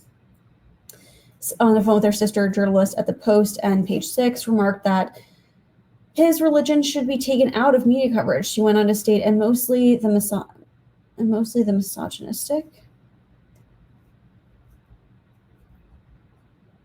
Okay, later that day, they were texting a link of different articles. I knew she would keep uncomfortable. They're discussing 2 stories that report on Blake being uncomfortable on set. All press is so overwhelming. We've confused people, such mixed messaging. It's actually really funny if you think about it. How is it funny? How is it funny to be spreading lies and gaslighting Blake and the other crew members? So we're in the clear now. Did we survive? We survived. All press so overwhelming, blah, blah, blah. We read that. It's actually really funny if you think about it. I think the worst is over. I do think the next few months definitely will be a tiny bit bumpy, but not canceled. The narrative online is so freaking good. I'm just going to read this. Yes, I had some people text me too, and I just didn't respond. The narrative online is so freaking good, and fans are still sticking up for Justin, and there literally has been no pickup of those 2 articles, which is actually shocking to me, but I see this as a total success as just Justin. Justin, you did amazing work. Narrative is crazy good. So did you. The majority of socials are so pro-Justin. I don't even agree with half of them. LOL. Well, you shouldn't agree with them because you know it's not true. He doesn't realize how lucky we are. We saw these ones. Wait, I don't know if we saw this one. Fans remain supportive. Oh, this, yeah, okay. The following day, yeah, okay, we read that. We're crushing it on Reddit. Quote from Jed. What a name, Jed, by the way. The same day, you guys will love this, basically saying that Blake needs to divorce Ryan because he's made her into a meme. He's ruining her biggest movie of the year, forcing her to ostracize Justin, rewriting the script, etc. I didn't see that, but and socials are really ramping up. It's actually sad because it just shows you have people really are you fucking kidding me? It's actually sad because it just shows you have people really want. Okay, also, like, get some better fucking grammar. Your communications, you need to, like, be better than this. It's actually sad because it just shows you have people really want to hate on women. You're doing that. What do you mean? Melissa, you're doing that, you dumb bitch. Okay. Hi, team. So far, extremely limited pickup. We read this before. Put forth various TikTok stuff. They were heavily monitoring, had friendlies updating them, and sought to address unflattering commentary, augmenting and spreading stories. Justin, the creator of a show called My Last Days, exploits the struggles of individuals facing terminal illness for his own gain. He found my friend who was battling a serious illness and followed her life closely despite her grace. And not speaking ill of him, I sensed from the start that something was deeply wrong. He weaponizes therapeutic language, presenting himself as a thoughtful and supportive, yet his actions reveal a very different reality. He portrays himself as an ally to women and the vulnerable, but all of facade. He manipulates in the vernacular of care to mask his true intentions. In reality, none of the proceeds from the show benefited the individuals he profiled. I actually don't know about this at all, but it kind of fits the mold of what he's been doing. He even had the audacity to depict her hometown, a vibrant and affluent community, as a small, impoverished town. His portrayal was not just inaccurate, but insulting. Once the show aired, Justin took his profits and vanished, leaving nothing but a sense of exploitation in his wake. His behavior was not just tacky and gross, it was a betrayal of the very people he claimed to uplift. And then I'm assuming this is not true in the slightest. This girl is on a very dangerous crusade to more followers. Oh my God, bitch. Either way, we flagged to Jed and his team for more serious action on the social side. We'll monitor heavily or any shift in narrative seen based on this narrative, re My Last Days, and other commentary on it. Similarly, they discussed ways to use the digital team to amplify positive stories about Justin.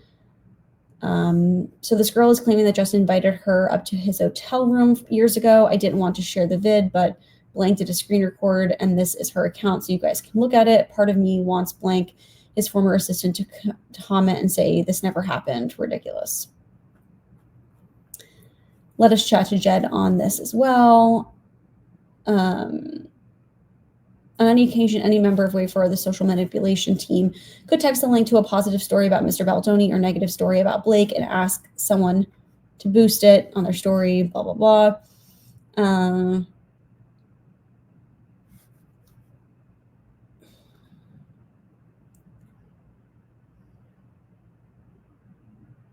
Okay. Suppressing coverage of HR complaints. They were being told there were at least 3 HR complaints filed against Justin on the set, and inquired if the complaints were investigated and what the results were. By this time, individuals at TAG and the 2 ladies are aware of existing complaints and sought clarity as to the specific HR complaints at issue in order to better counter them in the press. Okay, so not only do they know about the complaints, they knew the specific details of the complaint, which is so like vile to share a complaint like that. Okay. Hi guys, Ari, the TMZ thing, the HR complaints. Our understanding is that 2 were from Blake and blank, the sexy comment, an additional one from blank. The thing with Jamie in her apartment in NYC, just want to clarify 1 minute later. I think we need to position it as the claims that are already out there about the kiss and wait comment. On around the same date, Mrs. Nathan directly engaged with several media platforms discussing the issue of the HR complaints made against him while on set. DM hound me, HR complaints. She stated that DM is not running any content about it.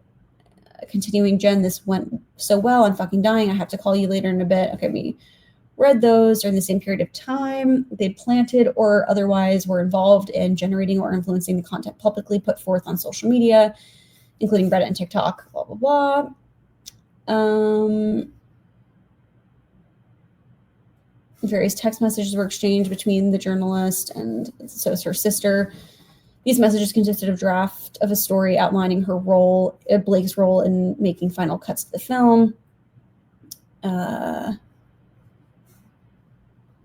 were offering to amend it. The article the sister wrote went live. The article addressed, among other topics, Blake's role in approving the film cut. This was another big thing about like her having a different cut than Justin, and also Ryan Reynolds writing some of the script or something, or some of the dialogue.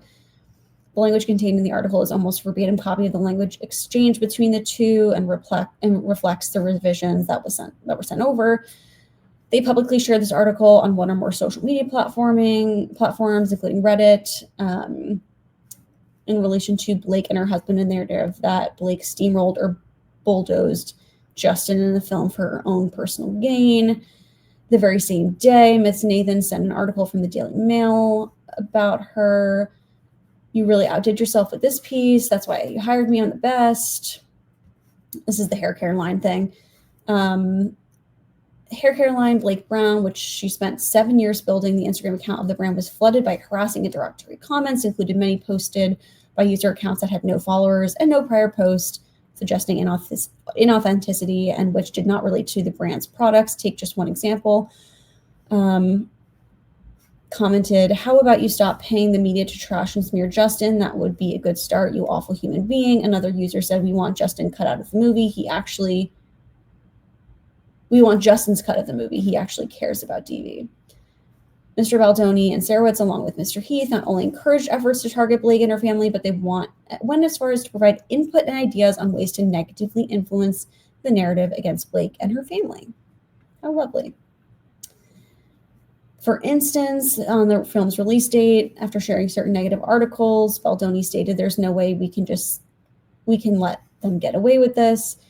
August 15th, he texted, no worries, quickly, my partner Steve asked about flipping the narrative from this leaked from this leak this AM about Ryan saying script was a disaster and he saved the movie, to something about Ryan claiming the female hired was a feminist writer, didn't know how to tackle a female film, etc., using their own words against them. So basically saying that Ryan Reynolds was trying to be misogynistic because they hired a woman writer and he was rewriting the script. This is an easy flip before indicating they're already working on a story with Variety. Really stories that would cast them in a negative light. She never publicly commented or directed any of her reps to comment or engage with the media about the work environment. Indeed, throughout the time period, Miss Lively did not provide her publishers with details. Okay. So she didn't provide the details to her publicist about the work environment. Blake expressly instructed her publicist not to engage with the press, especially the ones regarding that particular allegation. Experiencing the very sudden tidal wave of the increasingly negative public attention building around her, Blake began to suspect that the extraordinarily rapid shift in public sentiment and press coverage that began immediately after the rest of the cast and crew attended the world premiere was likely orchestrated by the men about whom she had raised the HR complaints. And she's right. Justin retaliated because HR complaints regarding his behavior threatened his feminist brand. On information and belief, Justin was desperate to suppress any suggestion that he engaged in inappropriate contact, much less harassing conduct, because it would entirely undermine his carefully crafted public image. Yes. And that's exactly how, again, I don't know enough about him, but that's the kind of the way he's portrayed in the media before this. In 2017, Justin presented a TED Talk, Why I'm Done Trying to Be Man Enough. Be man enough to stand up to the other men when they hear locker room talk and when they hear stories of harassment. He asked listeners, will you actually stand up and do something so that one day we don't have to live in a world where a woman has to risk everything and come forward to say the words, me too.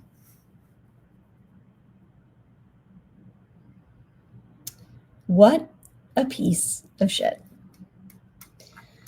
During the TED Talk, he displayed numerous screenshots of media coverage of himself from various sources as examples of his decision to use social platform as a kind of Trojan horse wherein he could create a daily practice of authenticity and vulnerability.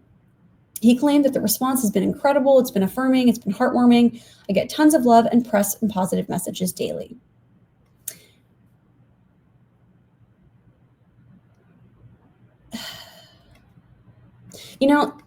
This is like the left-wing grift, but you don't really get any money from it. So you just get good press.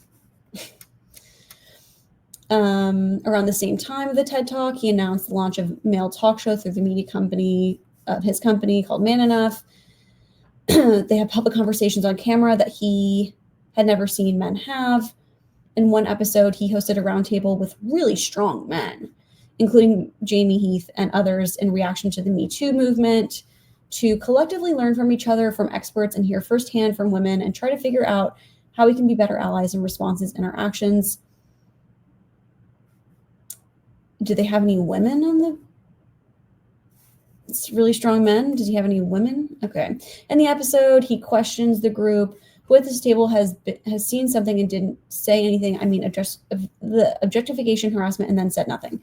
They would have called you out if they had. In 2021, the Man Enough franchise added a podcast, also produced by his company. Feature episodes like Strength and Unity, Men Supporting Women in Leadership, From Misogyny's Victims to Male Privilege, Modern Dating, Consent, Boundaries, and Respect, which he clearly doesn't know fucking anything about, but go off, I guess. He stated in his 2017 TED Talk, men are the problem. They created the glass ceiling, and if they want to be part of the solution, then words are no longer enough. Fuck you, buddy. It's so ridiculous, the fucking hypocrisy. By his account, he became a feminist fighting for gender equality so quickly that he hadn't even realized what he was or was trying to do. I'm sure. In his own words, his activism starts, I don't know why, sometimes like certain quotes just make me crack up. His activism starts in the mirror with an audience of one. Okay, that's like low-key fucking embarrassing. He stated that he feels a deep responsibility to tear down the walls of power and privilege and believes the world needs men to show up, not in big ways, but in hundreds of thousands of little ways to create a better, more equitable, just world. Over the past approximately 7 years, and as relevant to this complaint, Mr. Baldoni has made the following statements. Let's just shut up and finally listen to the women in our lives. Okay, I low-key love that. They're just going to make him sound like a hypocrite. Men are going to have to start doing now is recognizing when they made women uncomfortable and didn't realize it. I think that's when the other side of the Me Too movement is, I'm sorry. Growing up, how many times did I hear bros before hoes? How demeaning, how sexist. We built the system, the opposite of accountability. Now it's time to figure out how as men we can break this system. And it starts with showing what a real man is. A real man has said, hey man, we're still friends, but that's not cool. Imagine being essayed, finally coming forward about this traumatic thing that has happened to you and having people act like you were to blame. Sir, that's what you're doing. It's important for us men to realize how crucial a role bystanders can play in stopping and preventing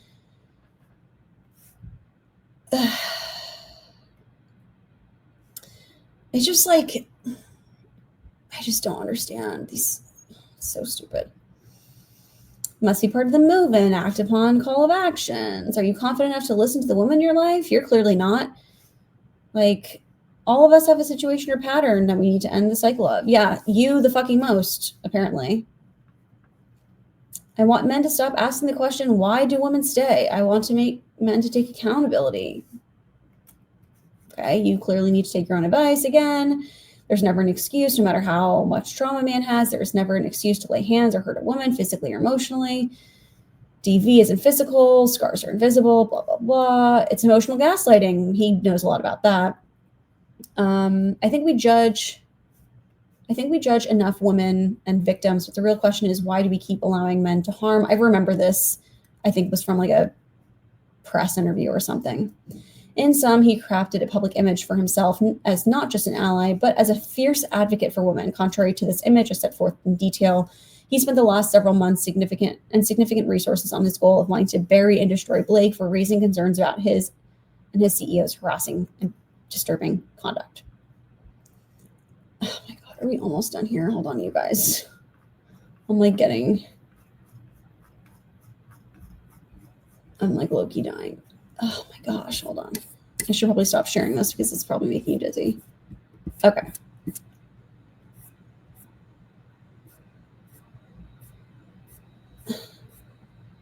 We've got like 6 more pages. I've been recording for like 2 hours. Blake, her family, and her business has suffered and have been substantially harmed by the Wayfarers party's conduct. While there was considerable online coverage, was mostly neutral. Some online discussions referenced an apparent feud between the cast members. However, Blake and her team became aware of an increase in negative media articles about her. The significant spike in the volume of negative sentiments towards Blake included notable spikes of approximately 8th to the 14th of August. You can see negative mentions. They showed these very similar graphs in the Amber Heard Johnny Depp trial too. Tag itself noted the shift of efforts on August 10th. It turned toxic with a sudden increase in the negative comments, including hypersexual comments telling her to go fuck herself. Great. Nearly decade-old interviews were resurfaced, commenting on her tone, her posture, her dictation, and her language. Again, like, even if she's like a bitch, it doesn't mean she should be harassed. You know what I mean? Like, it's just, she was criticized for how she was marketing the film, bully, mean girl, controlling, allegedly marginalizing him.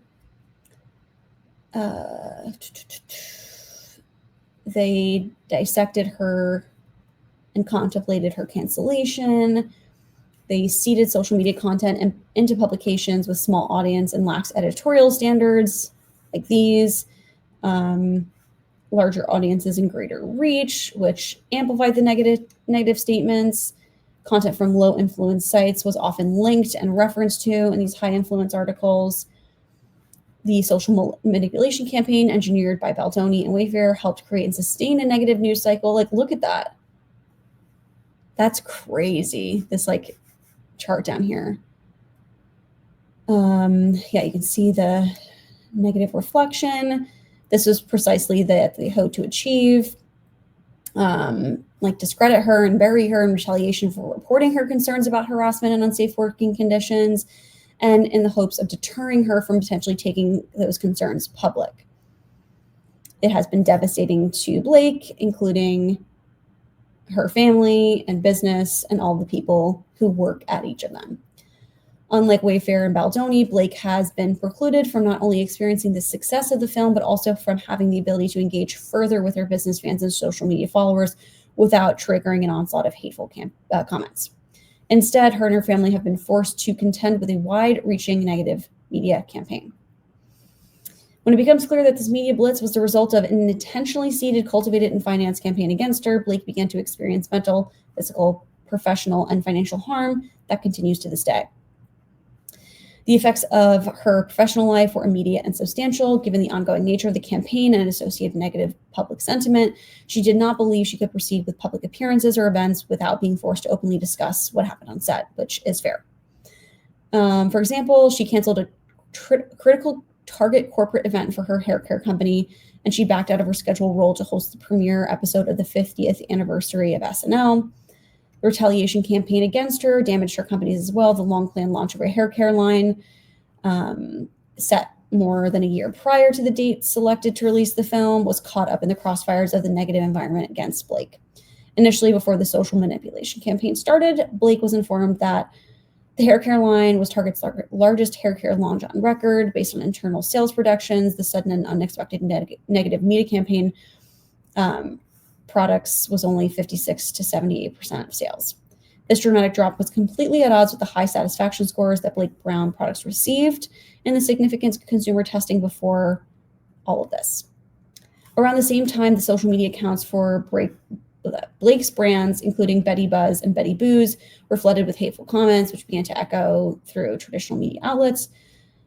The astroturfing campaign was responsible for this wave of comments. None of her businesses could operate as they ordinarily had before. Instead, the Baldoni Wayfair astroturfing campaign forced each of Blake's businesses to go dark on social media in August. She did the same for nearly 2 months, and during this time was unable to market or promote any of her businesses, all of which rely on her support, causing issues with many business partners and customers. Moreover, when she limited comments on her personal Instagram account to limit the toxic harassment she was receiving, those users simply migrated to the social media accounts on websites of her other companies. They had nothing to do with the product or brands, but instead calling her a bully or a mean girl. The emotional impact has been extreme, not only affecting her, but her family, including her husband and 4 children. I didn't realize she had 4 kids. There are days when she has struggled to get out of bed and frequently chooses not to venture outside in public. Fair. While she fought to maintain her personal life and business interests behind closed doors, she had suffered from grief, fear, trauma, and extreme anxiety. Again, fair and understanding after what she's been fucking put through on this shit. She's also been experiencing repeated and painful physical symptoms as a result of this experience. Her husband, too, has been affected mentally, physically, and professionally by his wife and children's pain. Worst of all, however, has been the impact on their young children, who have been traumatized and emotionally uprooted in ways that have substantially impacted their well-being. Yeah, that's really sad. These are but a few examples of the harm caused by this malicious campaign, which pervaded and continues to pervade all aspects of her life. Blake never sought out conflict with them, but instead consistently attempted to speak up for a safe and respectful workplace privately. Again, like, I think they basically like forced her hand, right, to like come out and do this because they put this hateful campaign on her. And she was just trying to do it privately, right, to protect herself and others without jeopardizing the film and people's lives. In response, Justin, Jamie, and those working for them sought to destroy her and anyone else who knew the truth. Blake's discovery of the full extent of the retaliatory campaign launched by way of her parties has left her with no choice, right? Exactly. Like they forced her hand. Through this complaint, Ms. Lively seeks to set the record straight, to hold them accountable, and shine light on this new form of retaliation so that it will not be used against any others who seek and stand up against harassment. So I think that's it. This is all like the exhibits and stuff, which I will not. I might go through these on my own time, but probably not. I think this is enough. It's just really gross. It is. It's just really gross and really sad that not that this still happens, but it just happens with these men who claim to be advocates. Like it's just really gross. That's really gross. So, okay, well, it's been 2 hours. I think I should stop recording now, but thank you so much for watching. If you stuck to the end, leave a little strawberry emoji. I don't think I addressed this. I got this off the TikTok shop. This is like the only thing I've ever bought in the TikTok shop. And it's this like floor length big blanket hoodie. So I'm very much enjoying that. But hit the subscribe button, stick around, and I will see you next time. Bye.